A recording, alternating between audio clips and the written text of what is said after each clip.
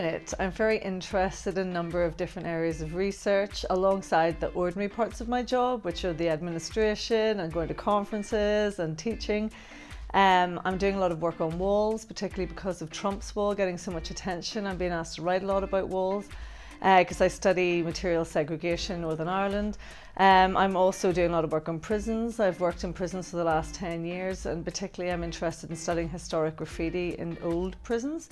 And I hope to do some work in Orsons, at the prison there as well.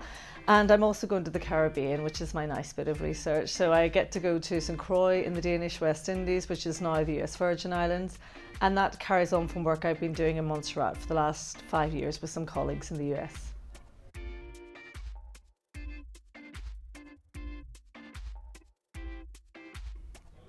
I have a great interest in ghost stories, particularly Victorian ghost stories. I come from an Irish family and we have a long history of telling ghost stories and knowing about lots of ghosts. My grandfather in particular used to be a great ghost storyteller, and he also attracted ghosts apparently. And I've seen ghosts too. So I go and look for ghost stories, and I particularly like old copies of books from the 19th century and onwards. I really like Joseph Sheridan Le Fanu, the Irish ghost story writer, and also M.R. James, who are both considered two of the best ghost writers. So whenever I go shopping in second-hand bookshops, I always look for copies of their books.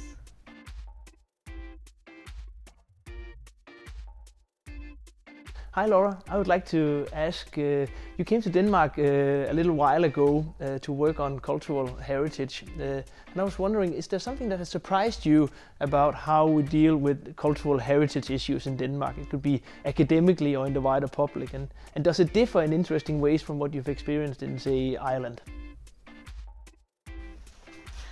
Well, thank you very much for that question, Casper. It's a big question and it could take a long time to answer it, but I think I'll just talk about the public and particularly museums in Denmark.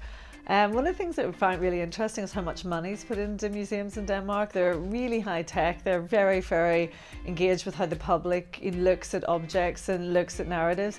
I also think it's really interesting that people find their longevity goes back so far, so they don't think of the Vikings as being historic, they think of the Vikings as being theirs and it's their identity. And that even goes down to the text. As I'm starting to learn a bit of Danish, I notice that the text is different in Danish and English, and often it talks about we when it's talking about Vikings, and not about the Vikings as a distant historical interesting thing. It's very different to we have in Ireland because we have such contestation of identity, and particularly having multiple national identities, so we would never have a we as a historical thing. And I think it's just interesting to see a country which has such a homogenous idea of what its cultural heritage is.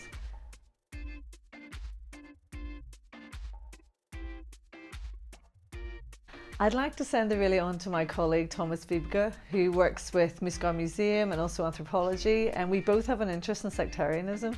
And I want to know, for him being a Danish person who's lived in Denmark most of their lives, studying sectarianism in the Middle East, how does he find his national background helps him to see those very big issues or detracts from it?